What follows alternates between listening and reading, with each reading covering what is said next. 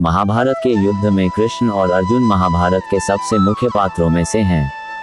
महाभारत में कृष्ण ने पांडवों का साथ दिया। कृष्ण चाहते तो महाभारत के युद्ध को क्षण भर में खत्म कर सकते थे। इसमें न तो कोई युद्ध होता और न ही इतनी जनहानि होती। पांडवों को न्यायपूर्वक उनका हक मिले, इसके लिए महाभारत का युद्ध होना ही था।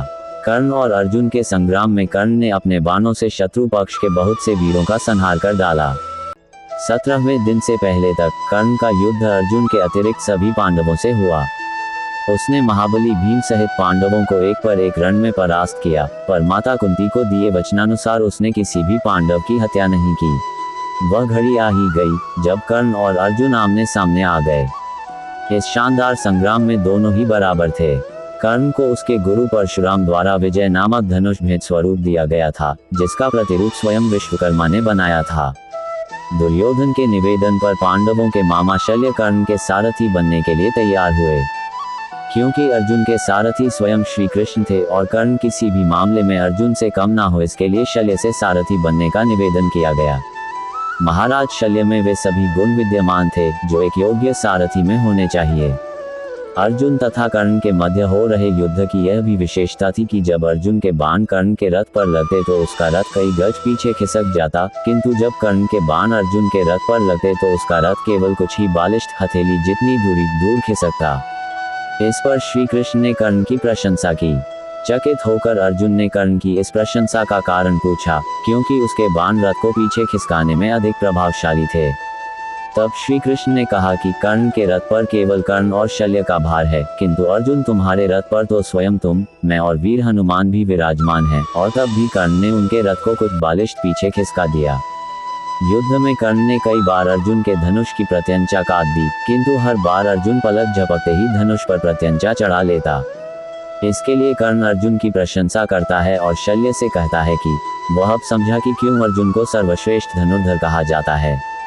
कर्ण और अर्जुन ने दैवीय अस्त्रों को चलाने के अपने अपने ज्ञान का पूर्ण उपयोग करते हुए बहुत लंबा और घमासान युद्ध किया। महाभारत में कर्ण और अर्जुन का युद्ध बहुत प्रचलित है। अर्जुन और कर्ण दोनों ही महाभारत के सबसे होनहार धनुर्धर में से गिने जाते हैं। कर्ण हमेशा अर्जुन को नीचा दिखाने की कोशिश करता रहता था। वह चाहता था कि अर्जुन से अच्छा धनुर्धर उसे माना जाए। महाभारत के युद्ध में कर्ण ने अर्जुन को हराने के लिए कई वर्षों तक भिन्न भिन्न प्रकार के अस्त्रों और शस्त्रों में निपुणता प्राप्त कर ली थी। आखिर वो दिन सामने आ ही गया जब दोनों में बहुत भयंकर युद्ध शुरू हो गया। कर्ण और अर्जुन दोनों ही योद्धा एक दूसरे पर एक से एक खतरनाक शक्ति का प्रयोग कर रहे थे। एक समय ऐसा आया जब अर्जुन को हराने के लिए कर्ण ने सर्प बाण का प्रयोग किया। ये बाण असलियत में अश्वसेन था। अश्वसेन पाताल लोक में रहता था और अर्जुन को अपना शत्रु मानता था। क्योंकि अश्वसेन तक्षक नाग का पुत्र था, अर्जुन ने खांडवन को जलाकर अश्वसेन के परिवार को मार दिया था। अश्वसेन इसी आग में जल रहा था और उसे अर्जुन तक पहुंचने का मौका नहीं मिल रहा था। इसीलिए वह कर्ण के तर्कस में बाण बनकर जा घुसा था। अश्वसेन ने कर्ण से कहा था कि अगर वह उसे तीर में रखकर मारे तो वह अर्जुन को दंश लेगा। कर्ण ने ये तीर जब अर्जुन के ऊपर छोड़ा तो अर्जुन यह नहीं जान पाया कि यह बाण नहीं बल्कि खुद अश्वसेन है। लेकिन कृष्ण ने अश्वसेन को पहचान लिया और उन्होंने तुरंत अपने पैर से रथ को मिट्टी में धंसा दिया, जिससे कि कर्ण के हाथों से चला तीर चूक जाए। और वही हुआ, कर्ण के हाथों से चला तीर अर्जुन को लगने के बजाय अर्जुन के मुकुट पर जाकर लगा और मुकुट नीचे गिर गया। इस तरह कृष्ण ने अर्जुन को बचा लिया। लेकिन ये देखकर कर्ण गुस्से से पागल हो गया। जैसे ही अर्जुन और कृष्ण मिट्टी में धंसे रथ को बाहर निकलने के लिए नीचे उतरे, कर्ण ने अर्जुन पर लगातार 12 तीर चला दिए। ये देखकर कृष्ण तुरंत अर्जुन के सामने आ गए और 12 के 12 तीर अपने शरीर पर सह लिए और अर्जुन को बचा लिया।